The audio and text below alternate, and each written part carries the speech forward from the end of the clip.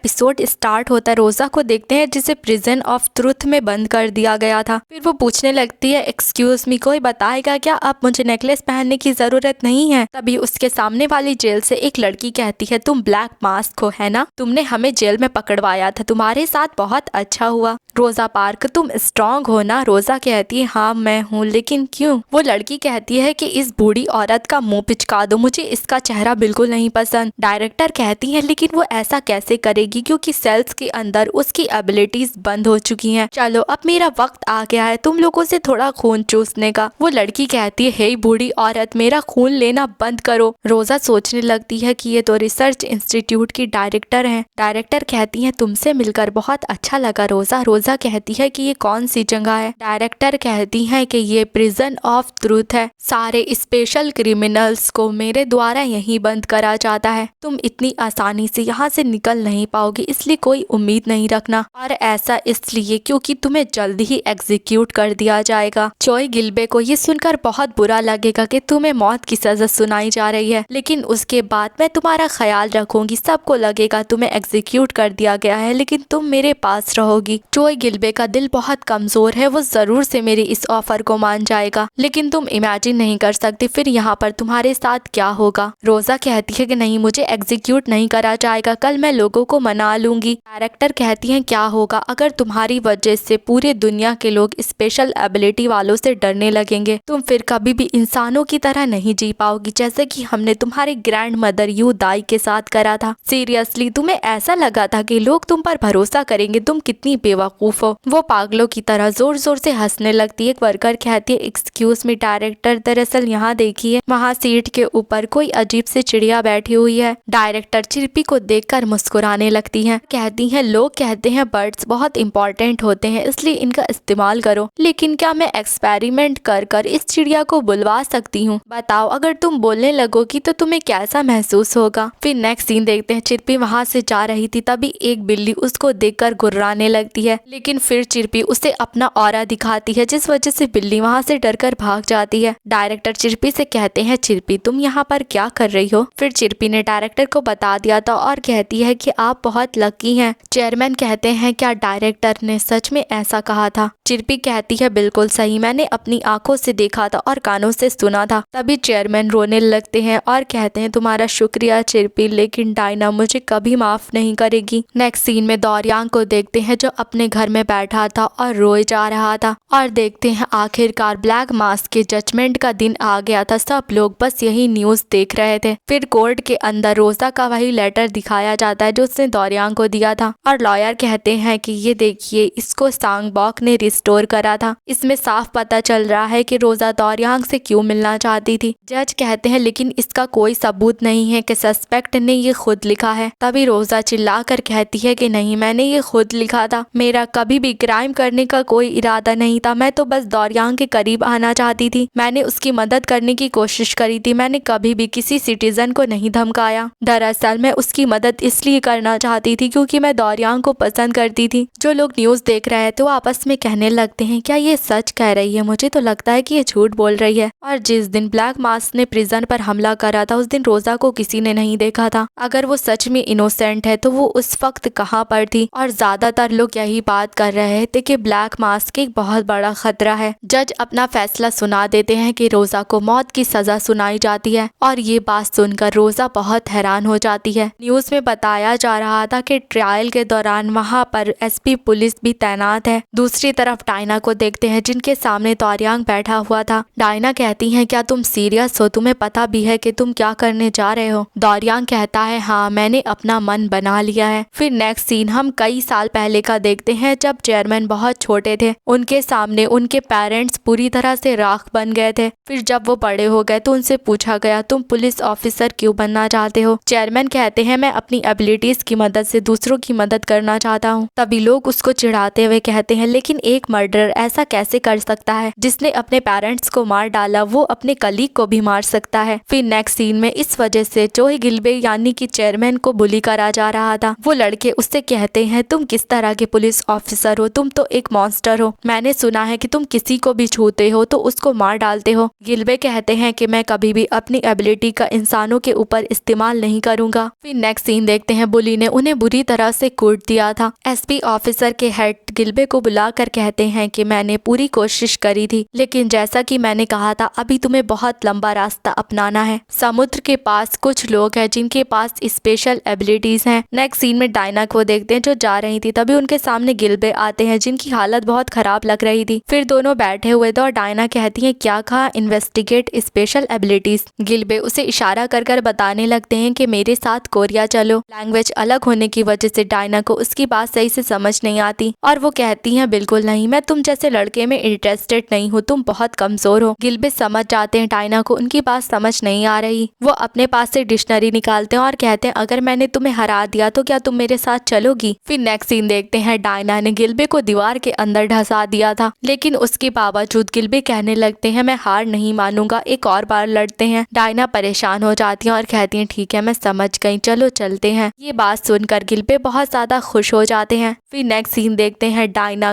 गिल्बे के साथ कोरिया आ चुकी थी। तभी गिल्बे उन्हीं लड़कों से टकरा जाते हैं और वो लड़का गिल्बे पर चिल्ला रहा था। तभी उन लोगों की नजर पीछे खड़ी डायना पर पड़ती है और उन लोगों की बोलती बंद हो जाती है। वो लोग बहाना बनाकर वहाँ से निकल लेते हैं और डायना कहती है ये लोग एक नंबर के कथे के बच्चे हैं। ये सुनकर चेयरमैन का बड़ा सा मुंह खुल जाता है और कहते हैं कि तुमने ये कहाँ से सीखा। डायना कहती है मैंने सुना है, बहुत लोग ये कहते रहते हैं। फिर चेयरमैन सोचने लगते हैं किस तरह से डायना की वजह से उन लोगों की बोलती बंद हो गई थी और वो डायना से कहते हैं डायना मैं तुमसे एक मदद चाहता हूँ, मैं भी तुम्हारी तरह स्ट्रॉन्ग बनना चाहता हूँ, इसलिए क्या तुम मुझे ट्रेनिंग दोगी। और नेक्स्ट सीन देखते हैं डायना उसे लेकर एक बहुत बड़े पत्थर के सामने आई थी और कहती है इसे डिस्ट्रॉय कर दो। गिल्बे कहते हैं लेकिन कोई इसे डिस्ट्रॉय कैसे कर सकता है, लेकिन डायना अपने एक घुसे की मदद से उसे पूरी तरह डिस्ट्रॉय कर देती हैं और कहती हैं कि कुछ भी इम्पॉसिबल नहीं होता है। ये देखने के बाद गिल्बे ब्लश करने लगते हैं, लेकिन अगले ही सीन में देखते हैं कि वो हॉस्पिटल में एडमिट हो चुके थे, लेकिन इसके बावजूद कहते हैं कल तुम मुझसे फाइट करोगी ना, देखना मैं ये जरूर कर लूंगा। डायना कहती है क्या तुम अपने टूटे के हाथ के साथ मुझसे लड़ोगे। गिल्बे कहते हैं तुमने ही कहा था ना कि कुछ भी इम्पॉसिबल नहीं होता है। फिर नेक्स्ट सीन देखते हैं डायना की ट्रेनिंग बहुत ज्यादा डिफिकल्ट थी, लेकिन उसके बावजूद गिल्बे ने बिल्कुल भी गिव अप नहीं करा था और ऐसा कर कर कई महीनों बाद आखिरकार उनको उनके मेहनत का फल मिल ही गया। फिर नेक्स्ट सीन देखते हैं गिल्बे उन्हीं सीनियर से टकरा जाते हैं। वो सीनियर अपने सामने देखते हैं तो उनके सामने पहाड़ जैसे गिल्बे खड़े हुए थे, इसलिए वो लोग बहाना बनाकर वहाँ से निकल लेते हैं। बताया जाता है चोई गिल्बे बदल गए थे, लेकिन उनके अंदर भी कुछ बदल रहा था। नेक्स्ट सीन में वो फिर से ट्रेनिंग के लिए आए थे। उनके सामने डायना पानी के पास बैठी मुंह धो रही थी और उनकी नजर में डायना बड़े कूल तरह से अपना मुंह धो रही थी और इस वजह से चोई गिल्बे ब्लश करने लगते हैं। नेक्स्ट सीन देखते हैं एसपी ऑफिसर के हेड कहते हैं कि गिल्बे मैं तुम्हें प्रमोट करता हूँ, तुम सच में एक बहुत कमाल के पुलिस ऑफिसर हो। फिर गिल्बे जाते हुए सोच रहे थे इन सब के लिए डायना का शुक्रिया, क्योंकि उसके बिना मैं ऐसा कभी नहीं बन पाता। तभी वो कुछ पुलिस ऑफिसर की बातें सुनते हैं जो कह रहे थे कि यू दाई कितनी स्कैरी है। वो छोटी हाइट वाली डायरेक्टर ने कहा था कि उसकी एबिलिटी को सुपर वुमेन कहते हैं। दूसरा ऑफिसर कहता है वैसे तुम लोग उसे यू दाई क्यों कह रहे हो। पहला ऑफिसर कहता है क्योंकि ये कहने में आसान लगता है और यू दाई को अगर इंग्लिश में कहा जाए तो इसका मतलब होता है यू डाई, यानी कि तुम मरोगे। तभी गिल्बे उन लोगों से आकर कहते हैं उसका नाम इस तरह से मत लो। वो लोग बात करने लगते हैं आखिरकार इस गिल्बे की प्रॉब्लम क्या है, हम लोग उससे पंगा भी नहीं ले सकते क्योंकि अब वो बहुत बदल चुका है। फिर नेक्स्ट सीन देखते हैं डायना किसी के साथ जा रही थी और गिल्बे कहते हैं ये बताओ डायना तुम्हारे साथ ये लड़का कौन है। डायना कहती है मैं बस उसकी लैंग्वेज को ट्रांसलेट कर रही हूँ। गिल्बे सोचते हैं मैं सच में लालची हो रहा हूँ क्योंकि डायना जैसी खूबसूरती आखिर मुझे क्यों पसंद करेगी। फिर नेक्स्ट सीन में वो डायना के लिए एक प्रेजेंट लेकर गए थे, लेकिन गिल्बे बस इसी बात से खुश थे कि डायना उनके साथ है। नेक्स्ट सीन देखते हैं वो लोग एक क्रिमिनल के अड्डे पर छापा मारते हैं। मौका मिलकर एक क्रिमिनल गिल्बे के ऊपर शूट करने जा रहा था। वो गोली चलाता है जो कि गिल्बे के हाथ के ऊपर लग जाती है। डायना को ये देखकर बहुत ज्यादा गुस्सा आ जाता है। वो गुस्से में एक पंच लगाती है जिस वजह से वहाँ पर सबकी हालत खराब हो जाती है और उनके पंच की वजह से वहाँ पर एक बहुत बड़ा ब्लास्ट होता है। ये देखकर गिल्बे बहुत ज्यादा शॉक हो जाते हैं। नेक्स्ट सीन में वो हॉस्पिटल में थे और डायना से कहते हैं, गिल्बे कहते हैं डायना क्या होगा अगर इस वजह से वो सब लोग तुमसे डरने लगे तो। डायना कहती है तुम्हें अपनी पावर का इस्तेमाल करना चाहिए था। गिल्बे कहते हैं कि हमें अपनी पावर का इस्तेमाल आम लोगों के ऊपर नहीं करना है। स्पेशल एबिलिटीज बॉम्ब की तरह होती हैं, हमें उनका इस्तेमाल सावधानी से करना चाहिए। डायना कहती है बेवकूफ इन सब का क्या मतलब होता अगर तुम मर जाते तो। गिल्बे कहते हैं कि मैंने अपने हाथों से अपने पेरेंट्स को मार डाला था और मैं नहीं चाहता हूँ कि ऐसा कभी भी दोबारा हो। फिर नेक्स्ट सीन देखते हैं, डायना चाह रही थी तभी डायरेक्टर उससे आकर कहती हैं तुम्हें गिल्बे की वजह से बहुत ज्यादा परेशानी हो रही होगी है ना। डायना कहती है यहाँ से दफा हो जाओ। डायरेक्टर कहती है मैंने तुमसे कहा ना कि मैं स्पेशल एबिलिटीज वालों की तलाश कर रही हूँ और रिसर्च करने के लिए मुझे तुम्हारी एबिलिटीज के बारे में जानना है। क्या हम ये टेस्ट कर सकते हैं कि सुपर वुमेन को भूख से मरने में कितना वक्त लगता है। तभी डायना उसका गला पकड़ लेती है और कहती है अगर तुमने दोबारा मुझे टेस्ट सब्जेक्ट की तरह ट्रीट करा तो मैं तुम्हें सच में मार डालूंगी। फिर वो उसे छोड़कर वहाँ से चली जाती है और डायरेक्टर सोचने लगती है लेकिन मेरे पास एक प्लान है। नेक्स्ट सीन में डायरेक्टर ने गिल्बे को एक घड़ी पहनाई थी और कहती है कि मैंने ये स्पेशली तुम्हारे और डायना के लिए बनाई है। अब जरा अपने हाथों से उस प्लांट को छूने की कोशिश करो। चेयरमैन जैसे ही प्लांट को छूते हैं उनकी घड़ी में वार्निंग आने लगती है। डायरेक्टर कहती है कि देखो ये अच्छे से काम कर रहा है, किसे पता कि तुम कब अपनी स्पेशल एबिलिटी इस्तेमाल करने की कोशिश करो। ये तुम्हारी स्पेशल एबिलिटी को लेकर तुम्हारी लोकेशन तक ट्रैक करेगी। नेक्स्ट सीन देखते हैं कि डायना उस घड़ी के टुकड़े टुकड़े कर डालती है और कहती है मैं उस चुड़ैल को छोड़ने वाली नहीं, वो हमारे ऊपर टेस्ट कर रही है। गिल्बे कहते हैं रुक जाओ, लेकिन ये एक अच्छा आइडिया है। डायना कहती है किस आइडिया की बात कर रहे हो, ये एक हथकड़ी है, मुझे माफ कर देना लेकिन मैं ऐसी हथकड़ियों को अपने हाथों में नहीं पहनना चाहती। मैंने तुमसे कहा था कि वो औरत स्पेशल एबिलिटीज वालों को इंसानों की तरह नहीं देखती है। गिल्बे कहते हैं कि मुझे लगता है तुम्हें कोई गलत फहमी हुई है, वो तो बस हमारे भले के लिए इतनी ज्यादा मेहनत करती है। डायना कहती है तुम मेरे सामने उस औरत की साइड कैसे ले सकते हो। गिल्बे कहते हैं कि मैं किसी की साइड नहीं दे रहा, उसकी वजह से हम लोग सोसाइटी में घुल मिल पाए हैं। डायना कहती है तुम ये बात जानते हो ना कि सब लोग मुझे पीठ पीछे यूदाई कहकर पुकारते हैं, वो लोग मुझे मॉन्स्टर समझते हैं, वो लोग अगर मुझे इंसान नहीं समझते तो मैं उन्हें अपनी असली ताकत दिखाऊंगी। गिल्बे कहते हैं कि अगर तुम ऐसा करोगी तो मेरे पास कोई और रास्ता नहीं रहेगा सिवाय तुम्हें रोकने के। लेकिन डायना कुछ नहीं कहती, चुपचाप वहाँ से चली जाती हैं। लेकिन डायना ने जैसा कहा था उससे उलट उन्होंने डायरेक्टर के ऊपर हमला नहीं करा, लेकिन जब क्रिमिनल्स की बात आती थी तो वो अपनी ताकत का इस्तेमाल करने से नहीं हिचकिचाती थी। उन्होंने बहुत कोशिश करी थी उन्हें एक मॉन्स्टर नहीं समझा जाए, लेकिन एक दिन पता नहीं क्यों लेकिन स्पेशल एबिलिटी यूजर्स कोरिया में बढ़ने लगे। उन लोगों को प्रोटेक्ट करने के बजाय सब लोग डायरेक्टर का एक्सपेरिमेंट बन गए थे। अब डायना के पास कोई और रास्ता नहीं था सिवाय खुद कदम उठाने के। उन्होंने जाकर रिसर्च सेंटर के ऊपर हमला कर दिया। सारे पुलिस ऑफिसर्स कह रहे थे डायना पागल हो गई है और गिल्बे कहाँ पर है। डायना को रोकने के लिए उन लोगों ने मिलिट्री तक को बुला लिया था। जब सब लोग डर से कांप रहे थे लेकिन चोय गिल्बे डायना की आखिरी डेस्टिनेशन जानते थे। सब लोग वहाँ से अब बस अपनी जान बचाकर भागने लगते हैं। डायरेक्टर कहती है ऐसा मत करो, डायना का अगर डेटा चला गया तो हम लोग और कुछ नहीं कर पाएंगे। लेकिन डायना उसके पीछे आ गई थी और उसके ऊपर एक पंच मारने वाली थी, लेकिन तभी गिल्बे आकर उसे बचा लेते हैं। लेकिन उनके पंच की वजह से वहाँ की पूरी जमीन तबाह हो जाती है। लेकिन देखते हैं उनके हमला करने की वजह से गिल्बे की पीठ भी काफी घायल हो गई थी। फिर वो डायना से चिल्ला कर कहते हैं यू दाई, मैं यहाँ पर तुम्हें अरेस्ट करने के लिए आया हूँ। फिर दोनों में लड़ाई शुरू हो जाती है और डायरेक्टर सोच रही थी मैं बिल्कुल सही थी, डायना उसके ऊपर अपनी पूरी ताकत का इस्तेमाल नहीं कर रही, मैं बिल्कुल सही थी, वो गिल्बे से प्यार करती है। लेकिन एक मिनट, अगर गिल्बे के हाथ ने डायना को छू लिया तो डायना मर जाएगी, इस वजह से मेरी रिसर्च बहुत ज्यादा कमजोर पड़ जाएगी। फिर वो चिल्लाकर कहती हैं कि गिल्बे डायना को मारना नहीं, तुम उसे जिंदा पकड़ना। लेकिन अगले ही पर डायना आकर डायरेक्टर के ऊपर हमला करने वाली थी। लेकिन देखते हैं तभी बीच में गिल्बे आ गए थे जिस वजह से वो बहुत ज्यादा घायल हो जाते हैं और कहते हैं हमें अपनी एबिलिटीज का इस्तेमाल आम लोगों के ऊपर नहीं करना है। वो डायना के सामने वहीं पर बेहोश हो जाते हैं। ये देख करके गिल्बे ने उस औरत को प्रोटेक्ट करा। डायना अपनी सारी मोटिवेशन खो देती हैं और उस दिन के बाद से वो सारे लोगों की आंखों के सामने से अचानक से गायब हो गई। सब लोग बहुत खुश हो जाते हैं, आखिरकार यू दाई चली गई। उसके बाद डायना ने अमेरिका वापस जाने की कोशिश करी, लेकिन हर तरफ उन्हें ढूंढा जा रहा था, इसलिए वो वापस नहीं जा पाई। फिर वो एक गांव में भागकर आ गई थी। तभी एक ओल्ड लेडी कहती है ओए तुम इतनी तेजी से कहाँ पर जा रही हो। वो अपने घर पर बुलाकर डायना को खाना खिलाती हैं और कहती हैं तुम्हें इसके लिए पैसे देने पड़ेंगे, इस दुनिया में कुछ भी फ्री का नहीं होता। फिर वो डायना को पहनने के लिए कुछ कपड़े देने लगती हैं, लेकिन उन कपड़ों को देखकर डायना को गिल्बे की याद आ जाती है जिस वजह से वो रोने लगती हैं। फिर जैसा कि गिल्बे चाहते थे डायना आम लोगों की तरह जिंदगी जीने लगी। फिर एक दिन दिन ओल्ड लेडी ने उन्हें डेट पर जाने का सजेशन दिया, जिस वजह से वो तैयार होकर एक रेस्टोरेंट में आई थी। तभी उन्हें कोई आवाज लगाता है। वो देखती हैं कि वहाँ पर गिल्बे आए हुए थे, लेकिन असल में तो वो इमेजिन कर रही थी क्योंकि वहाँ पर कोई और आया था। नेक्स्ट सीन में वो वापस जा रही थी, तभी देखती है ओल्ड लेडी से कुछ पुलिस ऑफिसर्स पूछताछ कर रहे हैं, इसलिए वो दीवार के पीछे छुप जाती हैं। वो पुलिस ऑफिसर ओल्ड लेडी को डायना का वांटेड पोस्टर दिखाते हैं। ओल्ड लेडी कहती है कि ये यंग वुमन, मैं इसको जानती हूँ, लेकिन तुम लोग क्यों पूछ रहे हो? पुलिस ऑफिसर कहता है कि ये एक वांटेड क्रिमिनल है। ओल्ड लेडी कहती है कि मैंने इसे देखा था और मैंने इसकी लाश को वहाँ पर दफना दिया। वो पुलिस ऑफिसर कहते हैं लेकिन हम लोगों को कंफर्म करने के लिए जाना होगा। ओल्ड लेडी चिल्लाकर कहती है कि तुम मरे हुए इंसान के साथ इतनी भयानक चीज कैसे कर सकते हो? तुम लोग उसकी कब्र खोदने की हिम्मत कर रहे हो। एक तो बेचारी इतनी यंग एज में मर गई। फिर थोड़ी देर बाद आखिरकार वो पुलिस ऑफिसर्स को वापस भेज देती हैं। तभी वहाँ पर डायना आती है। ओल्ड लेडी कहती है क्या तुम्हें अपनी ब्लाइंड डेट पर मजा आया? फिर नेक्स्ट सीन देखते हैं। पुलिस ऑफिसर के हेड गिल्बे को बताते हैं कि उन लोगों को डायना की बॉडी मिली है। जब वो यहाँ से भाग गई थी तब शायद उसने खुद को मार डाला। और ये सुनने के बाद गिल्बे की आंखों से आंसू निकलने लगते हैं। गिल्बे खुद को कोसने लगते हैं कि शायद ऐसा इसलिए हुआ क्योंकि वो इस काबिल नहीं थे।